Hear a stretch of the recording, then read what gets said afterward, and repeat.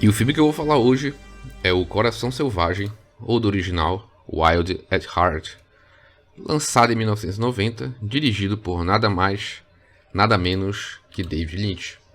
Bom, esse é o filme que vem logo em seguida ao Veludo Azul de 86, então David Lynch ficou um tempo aí sem fazer longas, né? Mas nesse período ele fez um curta, que é o Cowboy e o Francês, salvo engano lançado em 88, e também estava na produção do Twin Peaks, salvo engano, né? Aqui nas minhas fontes diz que o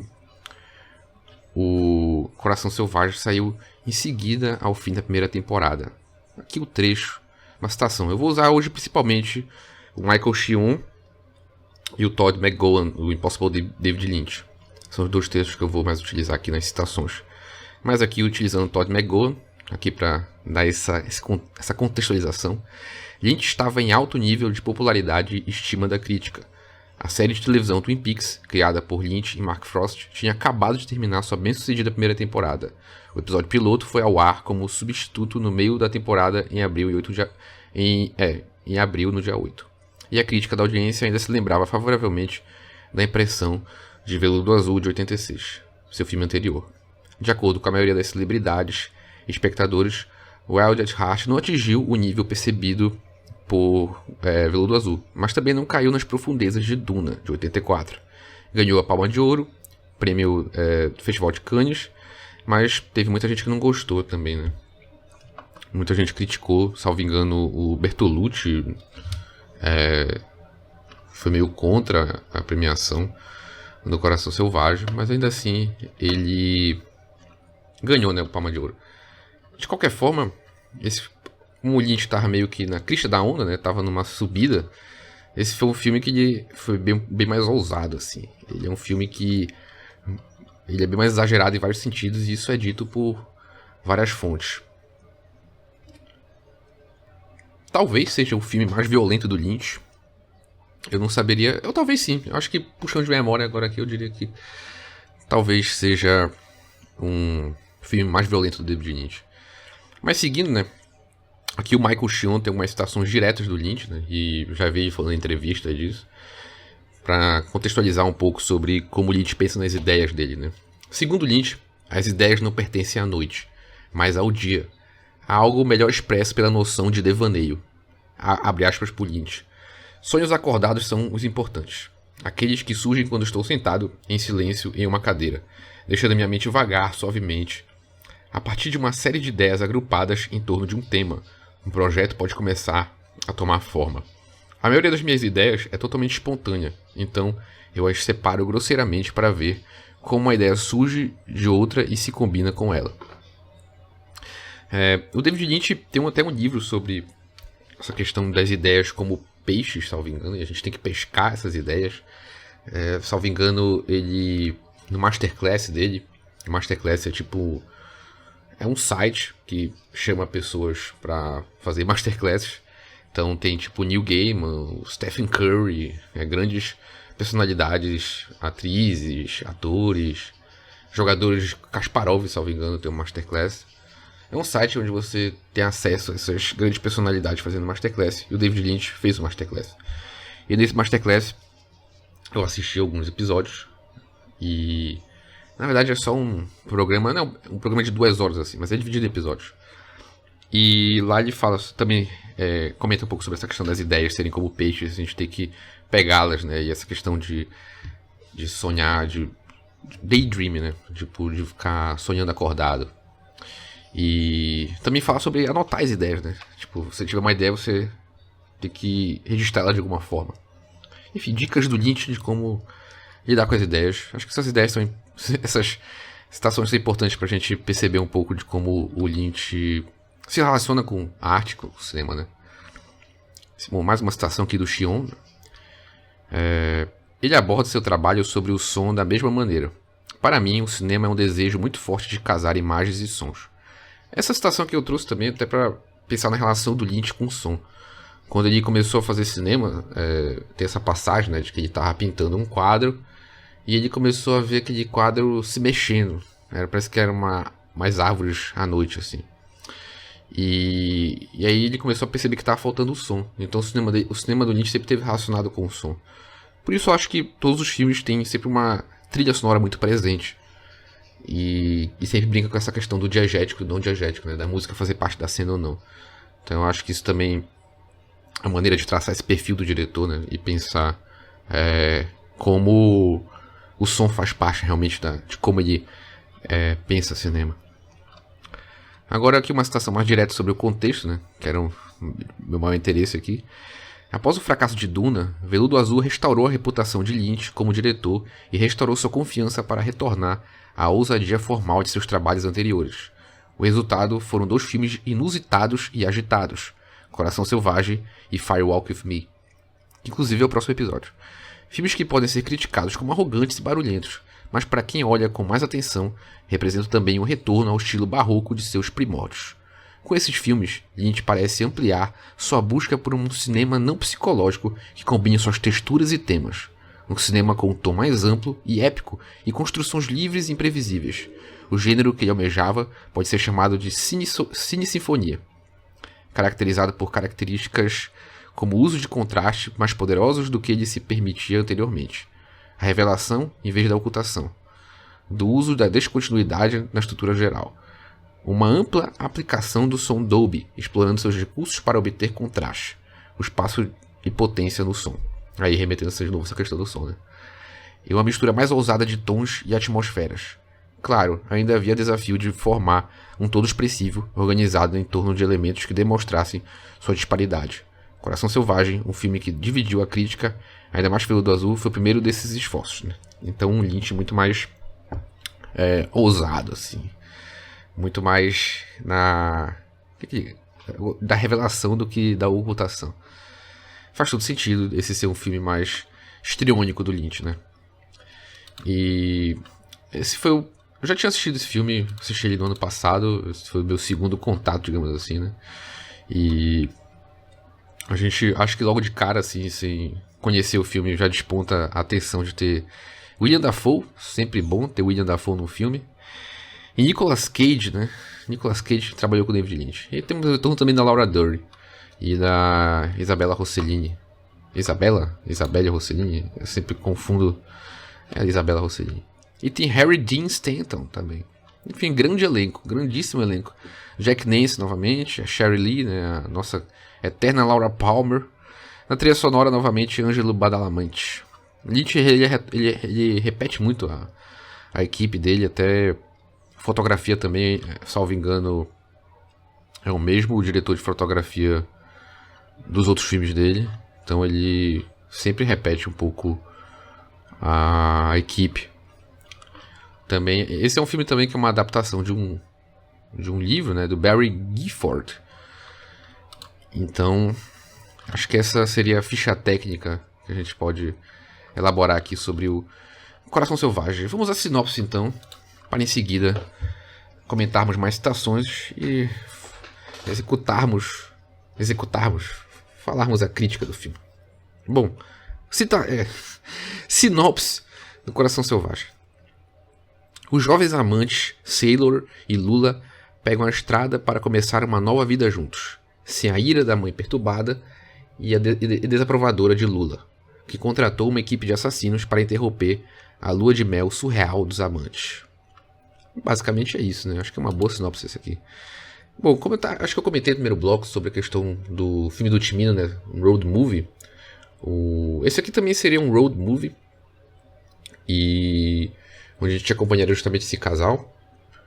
Mas eu acho que um aspecto que chama atenção assim também, na superfície, logo de cara, que também acho que não daria para colocar assim na sinopse, e todos os comentadores falam isso, são as referências ao Mágico de Oz. A gente tem a presença da mãe da Lula, né, que desaprova a união dos dois, sempre aparecendo como uma bruxa má do Mágico de Oz. E outras referências também visuais, como o sapatinho da Dorothy, que no filme do Mágico de Oz, para ela retornar ao mundo dela, né? Ela precisa bater o sapatinho vermelho 3 vezes.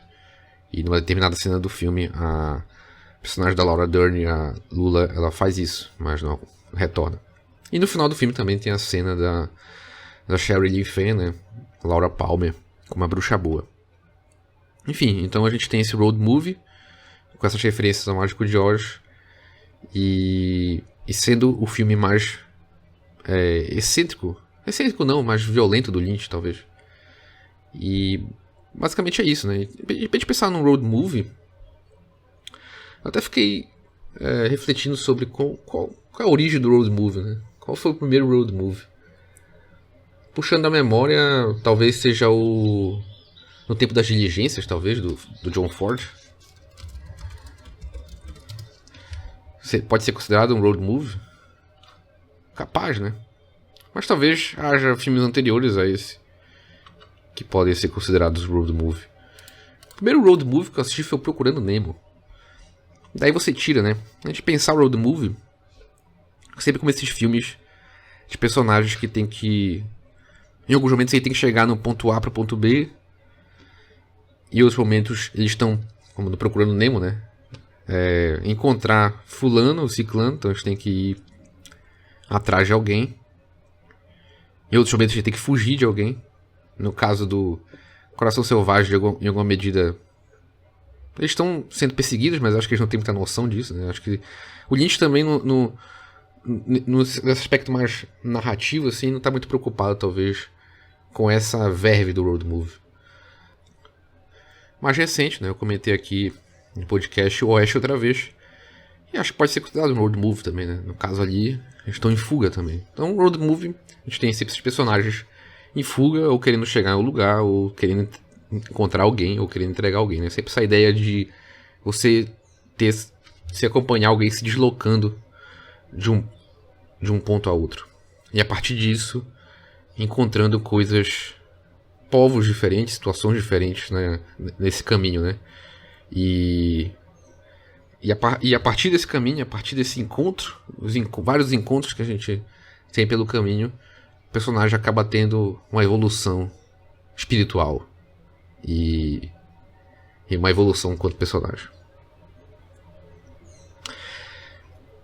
E no caso aqui do Coração Selvagem, até tentando relacionar com o Mágico de Oz, principalmente, é uma coisa que sempre se repete nos filmes do Lynch, e eu sempre vou repetir o documentário Lynch Oz, né, sobre as referências que o Mágico de Oz tem no cinema do Lynch. Tem essa questão dos dois mundos, né? O mundo da fantasia e o mundo real. E aqui no Coração Selvagem, tentando pensar ele, né, nessa perspectiva de dois mundos, qual seriam os dois mundos aqui no Coração Selvagem? Talvez justamente o mundo da estrada, né? O mundo do road movie, quando o casal tá de maneira insana, aproveitando seu amor nas estradas, nos lugares que estão passando, fazendo sexo e dançando em festas, aproveitando a música e tudo.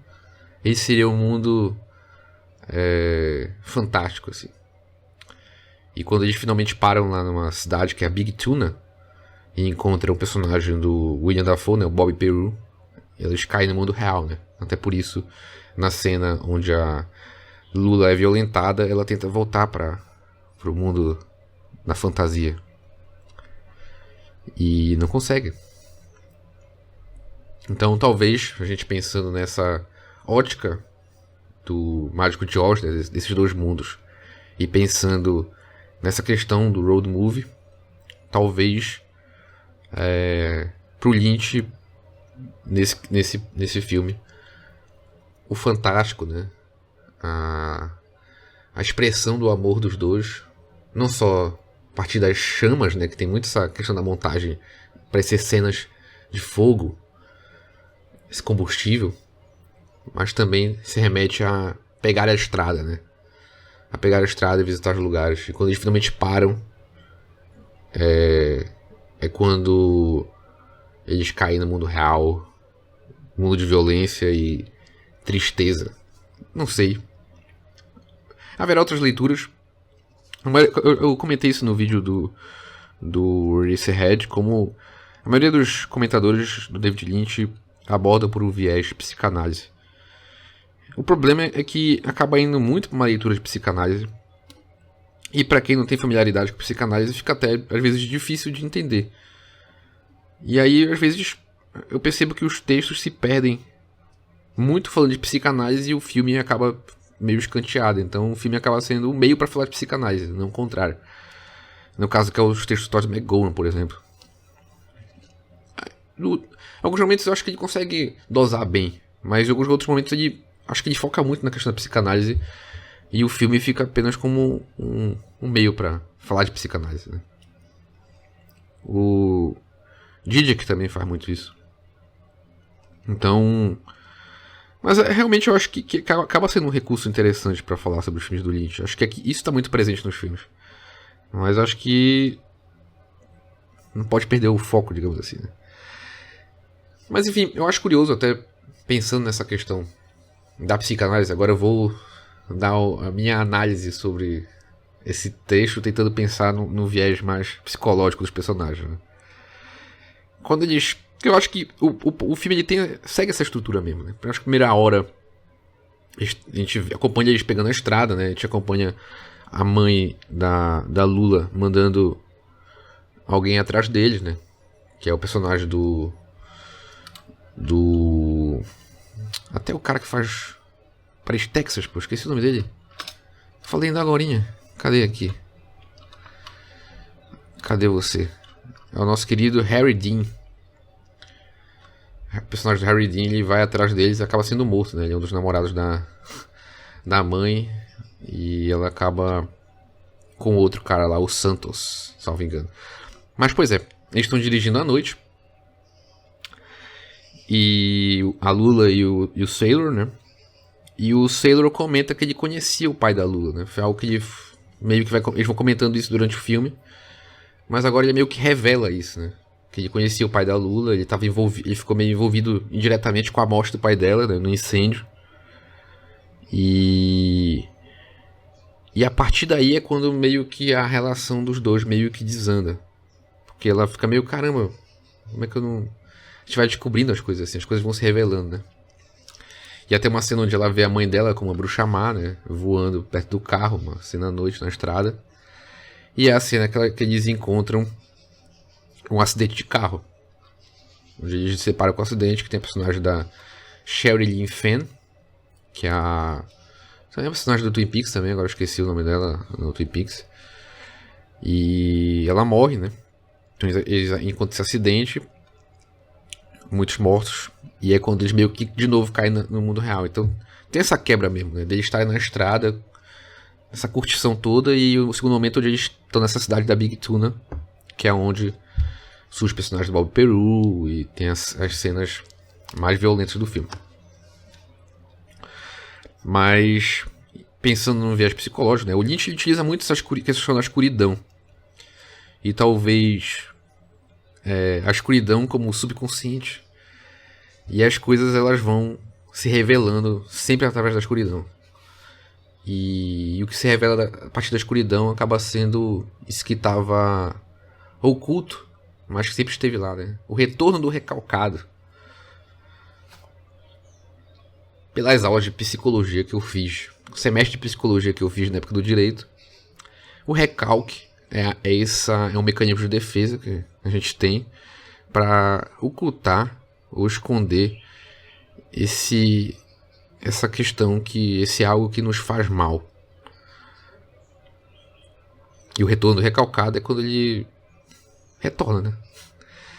E no caso do filme aqui, a gente tem os personagens que ele estava envolvido, né? A verdade sempre vem à tona, né?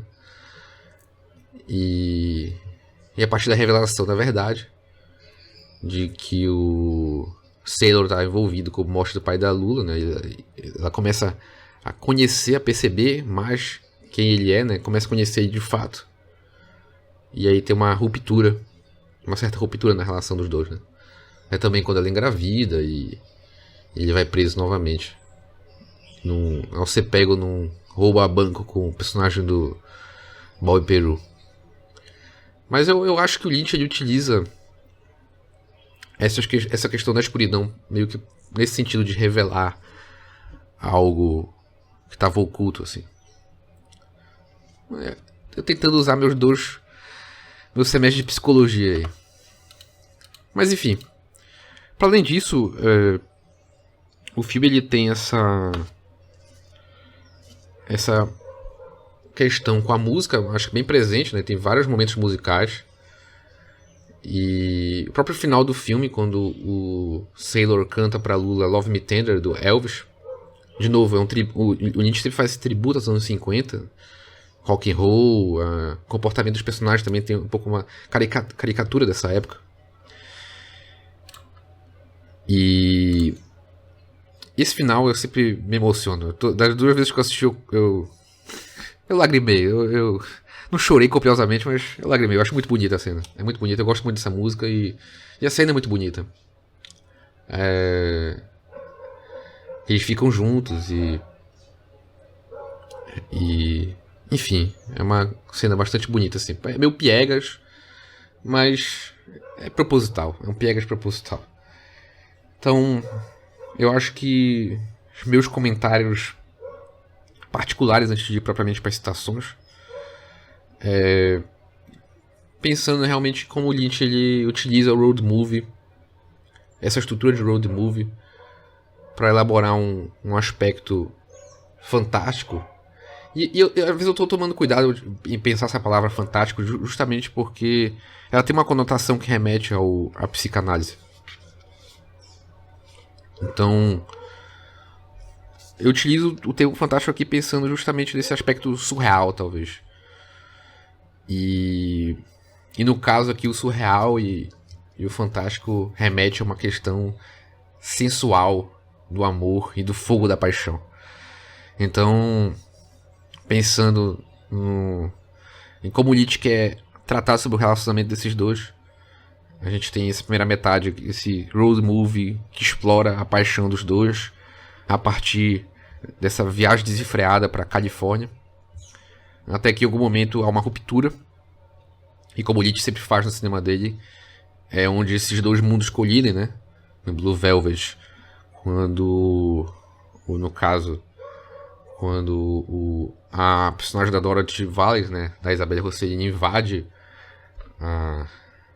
o quadro, também surgindo da escuridão, né, nua e machucada, e aí há esse encontro dos dois mundos, né,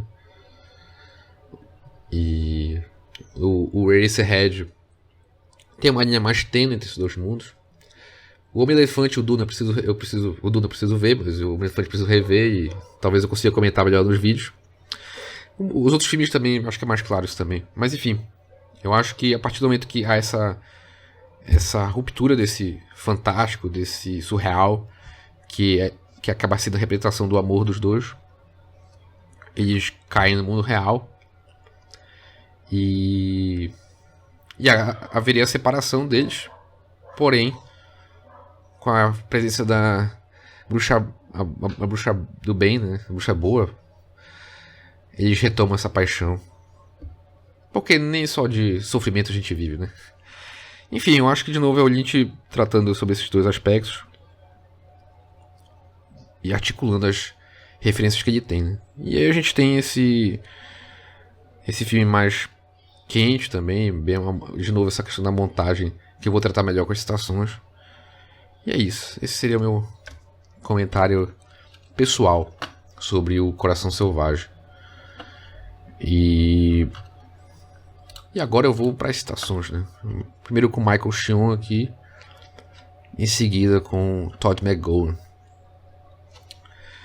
O estilo de atuação de Coração Selvagem é deliberadamente heterogêneo.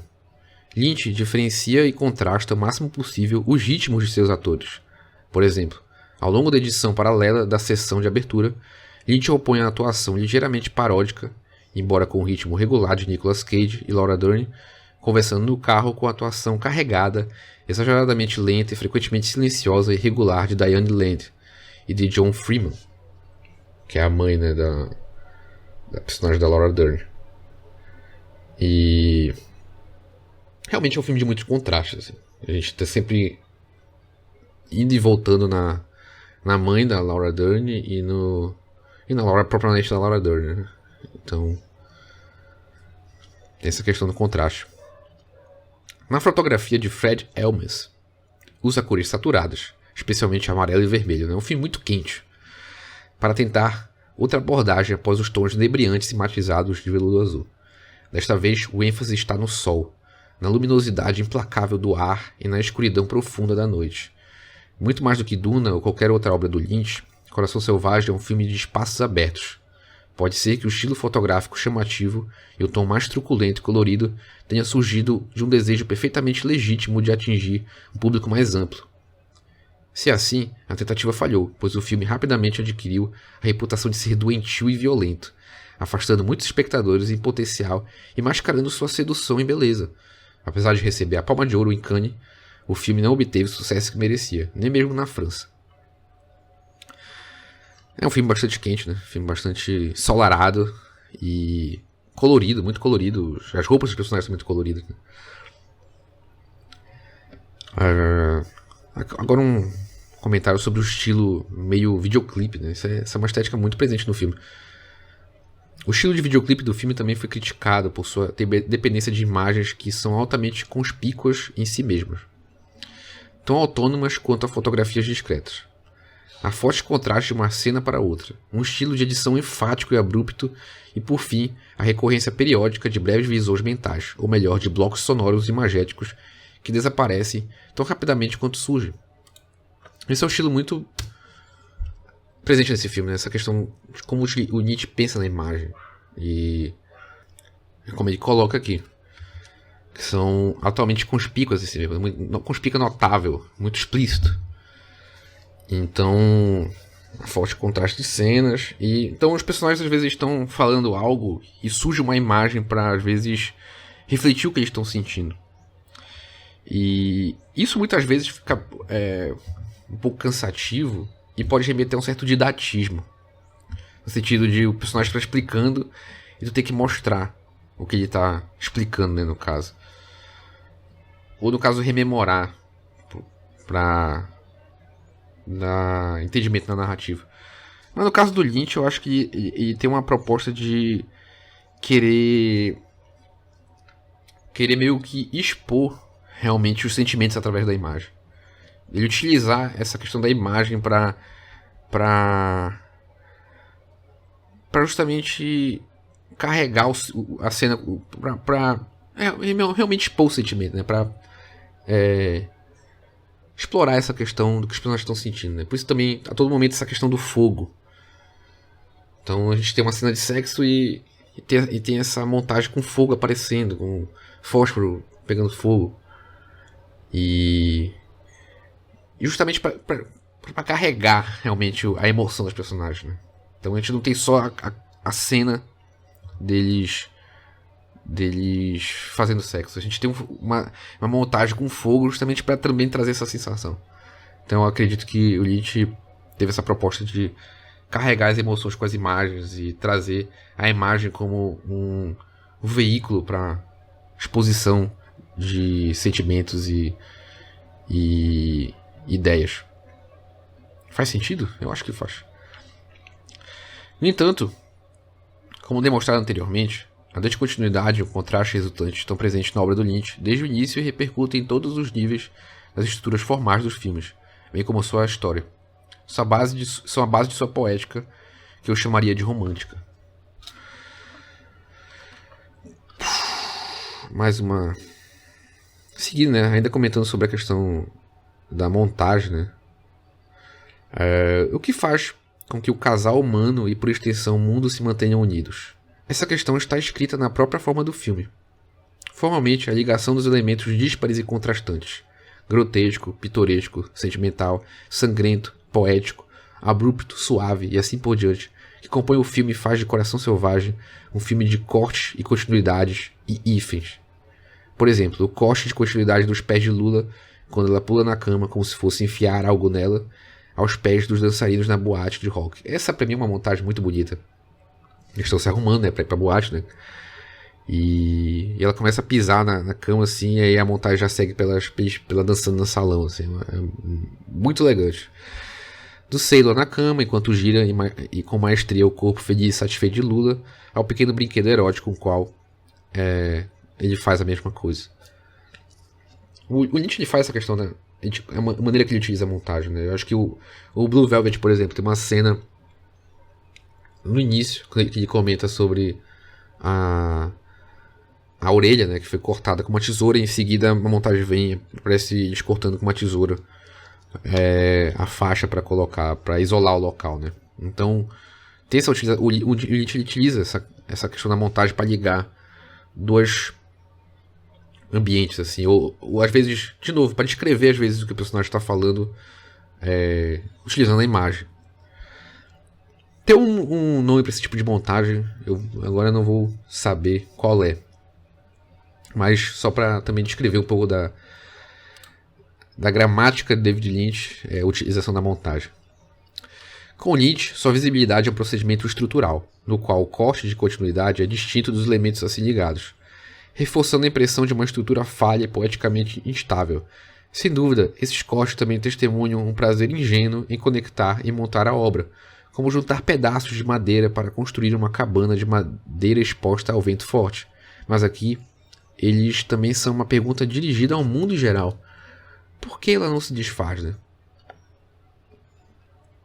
Essas rajadas expressam a maneira como a felicidade e a liberdade atuais de Sailor e Lula estão condenadas. Não por causa de maldade de pessoas malévolas, já que os vilões falham, mas porque acentua a fragilidade de seus corpos e espíritos. Uma fragilidade fatalmente determinada por suas histórias de vida. Na verdade, é estranho para eles que Marieta assuma a maior parte dessa fragilidade para si. Marieta é a mãe da Lula. Essas rajadas também podem ser interpretadas diversamente como uma frecha na porta, abrindo-se para uma fonte de poder eterno e fantástico. Isso aqui já fica mais enrolado. Mas o Michael Schon é basicamente isso, né? Acho que serve pra gente pensar um pouco da forma do filme, né? Essa questão da utilização da montagem, as cores. E isso se reflete também no som, a maneira que ele utiliza o som. E como conduz esse filme, que seria o filme mais histriônico do Lynch, né? E a fotografia quente, remetendo a calor, sol, fogo. E esses aspectos todos que eu acho que deu para descrever mais sobre o filme. Mas agora indo para o Todd McGowan, no artigo Ausência de Desejo, do Wild at Heart. Aqui também já comenta mais propriamente sobre o Mágico de Oz. E o Mágico de Oz, sem Kansas, Coração Selvagem apresenta um mundo sufocante sob a presença intensificada do objeto e bombardeando o sujeito com exagero.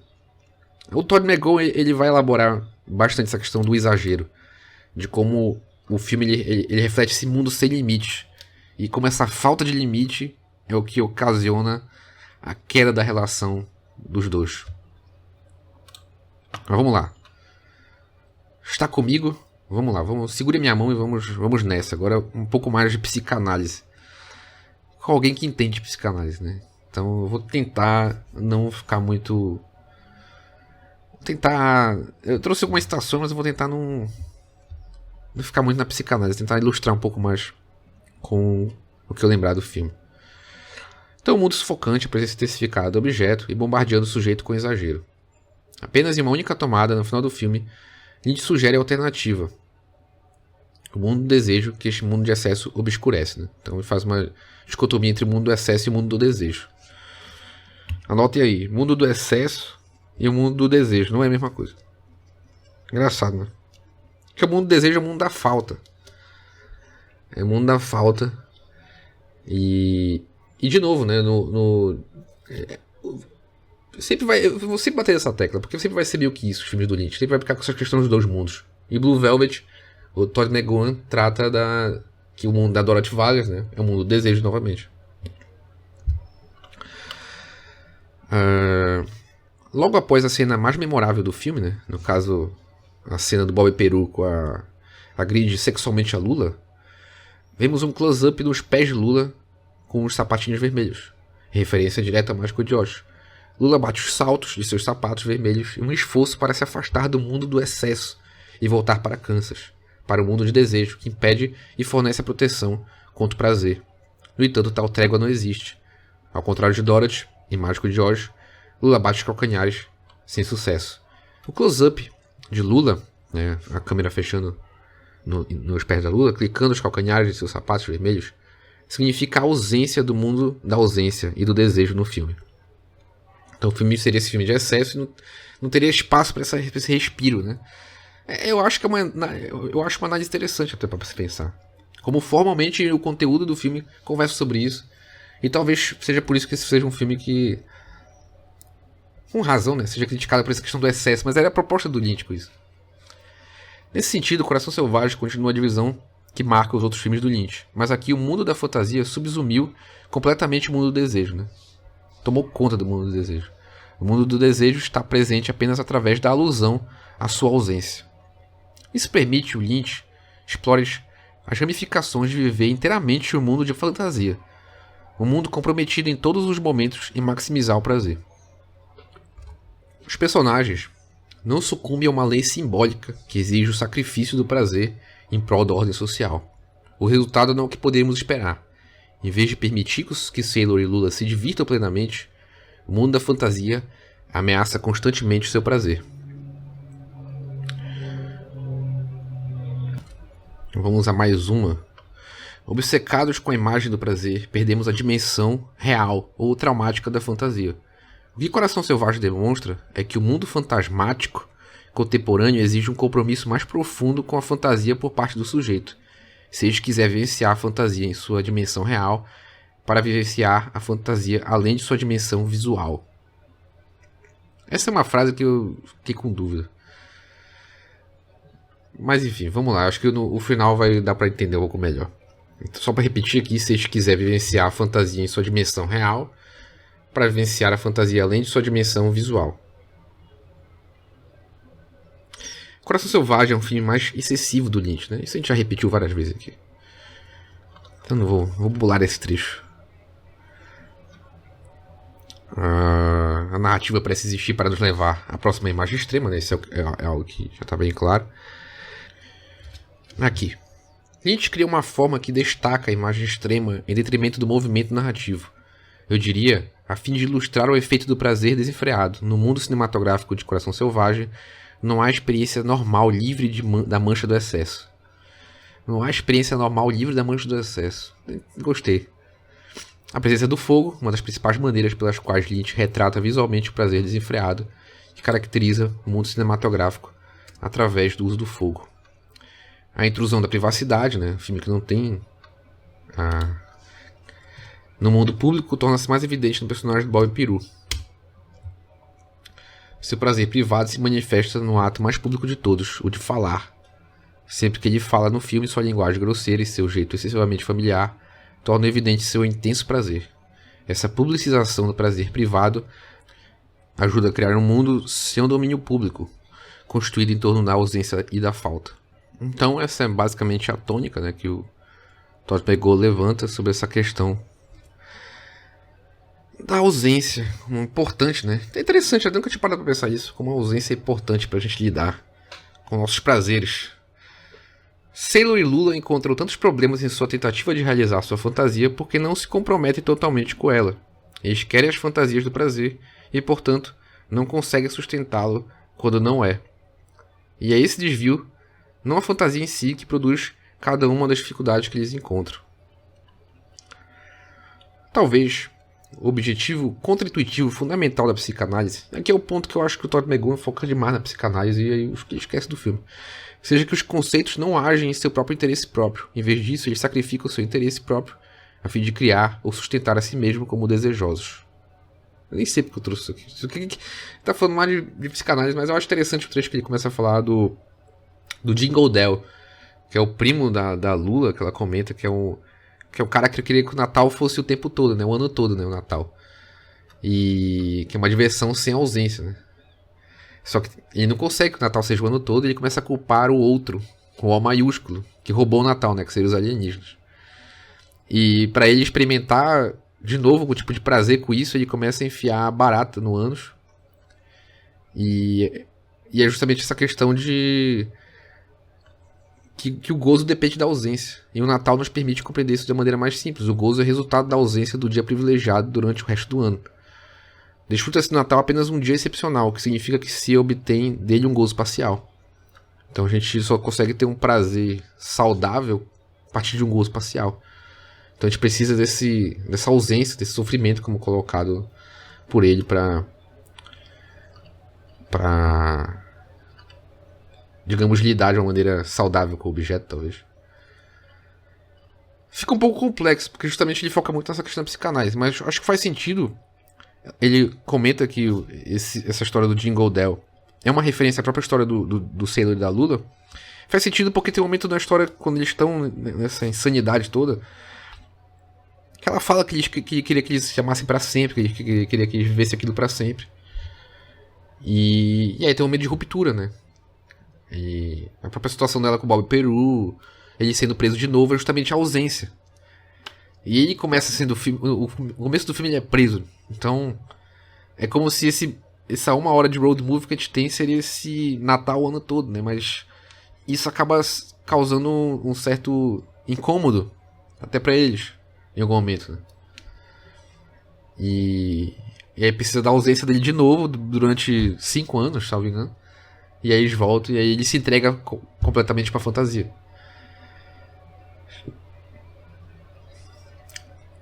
Que é como o Tom McGowan comenta aqui, que Sailor e a Lula tem que se comprometer totalmente com o verdadeiro centro de sua fantasia. Abrir mão de seu investimento e seus relacionamentos simbólicos e imaginários. E aí, comenta o final do filme. Para Sailor, ser selvagem de coração, ter o coração selvagem, significa incorporar um ideal de não castração. Ser um homem de verdade aos olhos do outro, né, com O maiúsculo. Mas a bruxa, né, bruxa do bem, aponta que ser verdadeiramente selvagem de coração envolve comprometer-se totalmente com a lógica da própria fantasia. Lutar pelos próprios sonhos, como ela coloca. Para isso, é preciso adotar uma atitude de indiferença em relação ao reconhecimento do outro, né, com O maiúsculo. A redefinição de Linda do conceito título do filme impulsiona uma revolução em Sailor. Como Lacan afirma em Seminário 17, os meios de gozo estão abertos sob o princípio de que se abandonou o gozo fechado estrangeiro da mãe, né? Porque quando eles assumem essa fantasia, é o momento que a Lula ela rompe com a mãe dela e a mãe dela se dissolve que nem a bruxa, a bruxa amada Mágico de Oz. De novo, uma referência ao Mágico de Oz. Repetindo Lacan, né? Os meios de gozo estão abertos sob o princípio de que se abandonou o gozo fechado e estrangeiro da mãe. Então, para fechar, sendo verdadeiramente selvagens de coração, como Glinda, né, a bruxa boa, coloca, eles abandonam seus próprios isolamentos do mundo. Ao fazer isso, eles mudam o mundo e exigem uma transformação semelhante também no espectador, ironicamente. Lynch sugere que podemos chegar a ver a conexão entre nossa fantasia privada e o mundo externo, sua identidade especulativa, por meio de uma imersão mais profunda na própria fantasia. Em outras palavras, só podemos ver a ligação entre nossa experiência no cinema e nossa experiência fora dele quando nos imergimos totalmente no primeiro, né? A experiência no cinema, na fantasia. Isso é uma coisa que o Didier fala, mas não tem nada a ver com Lynch, que ele fala que a gente finge ser alguém em jogos eletrônicos, por exemplo, jogos de Second Life, e isso seria falso, mas na verdade não. É justamente ali que está o nosso verdadeiro eu. E fez algum sentido? Eu não sei, porque ele aborda muito essa questão da psicanálise e fica meio, às vezes, algo meio rebuscado. É meio algo prolixo. Mas eu acho que, para dando uma síntese de tudo, Wild at Heart é esse filme que tem essa excentricidade. Tem esse aspecto dos dois mundos do Lynch. E isso a gente pode pensar tanto, como o Todd McGowan coloca, de ser essa fantasia desenfreada sem o mundo da ausência, o mundo do desejo. E como é preciso dosar de alguma medida, né? Mas eu acho que fica confuso quando ele fala que os personagens precisam abraçar a fantasia, mas ao mesmo tempo essa fantasia não tava causando essa excentricidade, essa falta de visão da privacidade e essa própria relação com o grande outro. Não sei, pra mim ficou confuso isso, mas colocando tudo aqui na mesa, só pra gente pensar, então teria esse aspecto de ser um mundo da fantasia desenfreado, que remete a essa questão da excentricidade, que também o Xion comenta, né? E como isso se reflete na forma também, na maneira que o filme é construído, nessa montagem abrupta, e as cores, o som. Então eu acho que, em síntese, eu acho que eu colocaria dessa forma. Ser esse filme que remete a essa questão histriônica e excêntrica, violenta, sensual, quente. E isso se reflete tanto na forma quanto no conteúdo. E no conteúdo a gente tem essa narrativa desses dois personagens, desse casal, que ao fim e ao cabo é o Lynch também brincando com referências dos anos 50 e ao mesmo tempo abraçando de alguma forma a fantasia, né? Esse clichê como uma forma de responder aos problemas que o filme coloca, né? A violência do mundo e tal. Tá abraçando de fato a fantasia, né? Até pra amarrar com o que o Dot McGowan falou. Fez algum sentido? Não sei se fez, mas aí eu também já não... Também sou só um aqui. Se você quiser me dizer o que você entendeu, você já sabe como entrar em contato comigo. Eu gostaria muito de saber a sua opinião sobre isso.